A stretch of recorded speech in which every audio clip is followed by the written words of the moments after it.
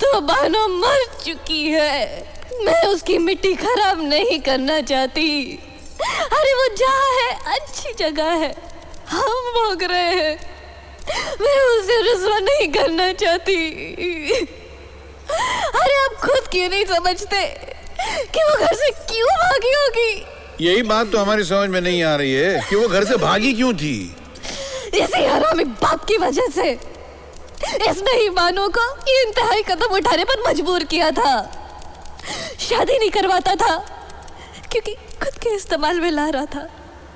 अरे वो बेचारी भागती नहीं तो क्या करती? एक बात बताइए सबीना बेगम, जब आपने पुलिस में कंप्लेंट लिखवाई थी तो ये भी लिखवा दिया था कि यह हरामी बाप के गंदे करतूतों से तंग आकर बानो घर से भाग गई थी? मिस्टर बिश्नोई, सबीना बेगम एक सीधी सादी हाउसवाइफ है, आपकी तरह वकील नहीं है जो कानून की बारीकियों को समझ सके। हाँ, माना कि उस वक्त इन्होंने अपने बयान में सागर हुसैन के बलात्कार का जिक्र ना करके बहुत भारी गलती की है, बट यू अंडरस्टैंड कि आज भी ये वही जुर्म है जो होता ज्यादा है लेकिन उसकी रिपोर्टिंग बहुत कम की जाती है। कभी खानदान की इज्जत बचाने की वजह से, कभी डर की वजह से। लेकिन इसका यह मतलब नहीं कि in this particular case the rape has not taken place, the rape has taken place. और जुर्म की संगीनी अपनी जगह मौजूद है। इसलिए मेरी आपसे इल्तिजा है मिस्टर बिश्नोई कि आप टू द पॉइंट जरा कीजिए ना।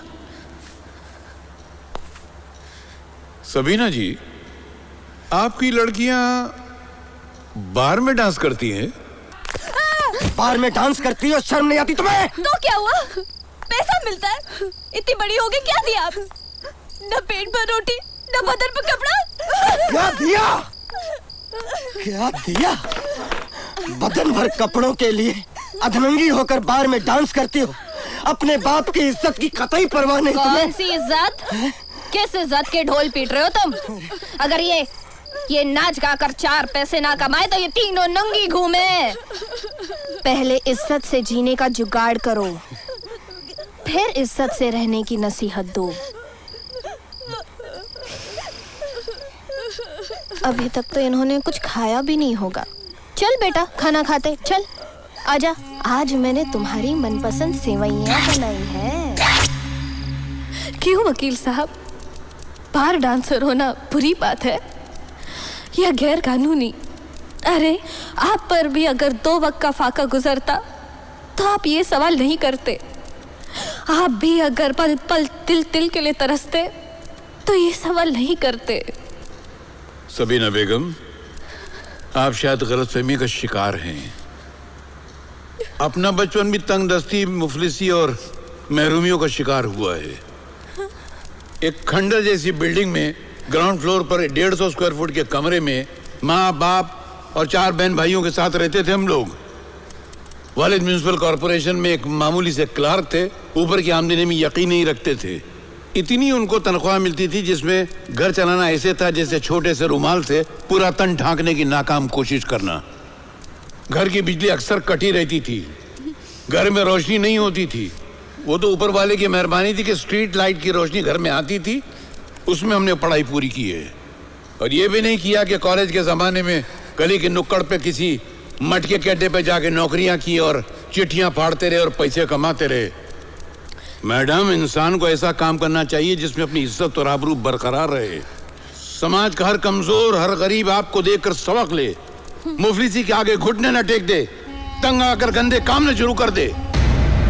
पैसा मिल चुका है, वहाँ पैसा मत मांगना।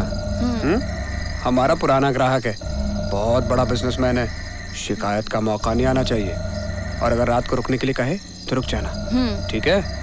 ड्राइवर ले जाओ। चलो। चलिए सबीना बेगम, आज आपको नई रोशनी दिखाते हैं।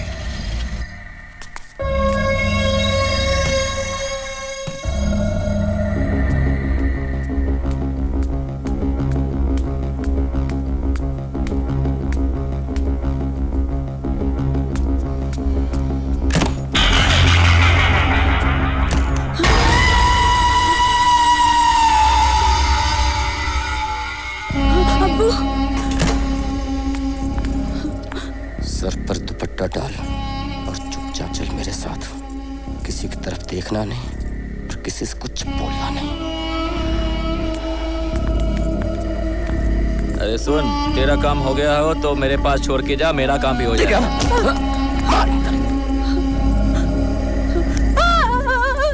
इस नासपीटे के कीड़े पड़े, वो धरती का बोझ दीदे भाड़े देख रहा है।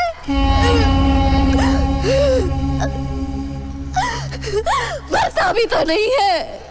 इस हरामी के वजह से क्या क्या रसवाइयाँ हो रही है, क्या क्या रसवाइयाँ हो रही है। हमरे साहब, आपने तो कहा था कि अदालत में हमें इंसाफ मिलेगा। क्या ये होता है इंसाफ? अरे यहाँ इंसाफ होना तो दूर की बात है, उल्टा हम ही पर जलील और घटिया इल्जामात लगाए जा रहे हैं। मेरी बच्ची तो कब्र में भी तड़प उठी होगी, मेरे को भी उसे चैन नहीं मिला होगा। जज साहिबा, आप चाहे तो इसे छोड़ दे या सजा दे, हमें माफ कर दीजिए। हमें ये केस और नहीं लड़ना और ये case. Your honour, what is this going on? आखिर मेरे काबिल दोस्त इन बड़ी बड़ी बातों से साबित क्या करना चाहते हैं? मिस्टर बिश्नोई, आप अदालत की मर्यादा का लिहाज करते हुए जिरह करिए और ये ख्याल रखिए कि सामने एक औरत है, उसके मान सम्मान को ठेस ना लगे। और आप भी इनके सवालों का ठीक ठीक जवाब दीजिए। योर ऑनर, मेरे क्लाइंट सागर हुसैन पे ये इल्जाम भी है कि उसके बलात्कार की वजह से लड़कियां एक बार नहीं कई बार प्रेग्नेंट हुई और उनका गर्भ भी गिराया गया। अलग अलग मर्दों के साथ सोने वाली लड़कियां सिर्फ सागर हुसैन से प्रेग्नेंट हुई, इसका फैसला कैसे होगा? कुछ खास पॉइंट्स मैं कोर्ट के सामने पेश करता हूं। वारदात के समय जो कपड़े मिले उनका लेबोरेटरी टेस्ट नहीं कराया गया। सागर हुसैन के सीएमएन का CFSL रिपोर्ट नहीं है। लड़कियों की अंदरूनी जांच यानी मेडिकल टेस्ट नहीं कराया गया। बलात्कार के समय लड़कियों का DNA टेस्ट होना चाहिए था, हर हाल में होना चाहिए था, वो नहीं हुआ। किसी मुल्जिम को जब चार्जशीट किया जाता है तो इन्वेस्टिगेशन रिपोर्ट भी सबमिट की जाती है। जाहिर है मेरे काबिल दोस्त ये तो जानते होंगे कि इस केस में भी मेडिकल टेस्ट हुआ है और उसके साथ ही इनकी ब्लड रिपोर्ट भी है। आपका क्या ब्लड ग्रुप है mister public prosecutor? Mister Bishnoi, आप फिर इस केस से दूर होते जा रहे हैं। अरे मेरे एक सीधे से सवाल से आप बिदक क्यों रहे हैं, बताइए ना। Well, it is AB positive. Your honour, यही ब्लड ग्रुप सागर हुसैन का भी है और हजारों लाखों लोगों का होगा। तो इससे यह कैसे साबित होगा कि ये जो बलात्कार है वो सागर हुसैन ने किया है?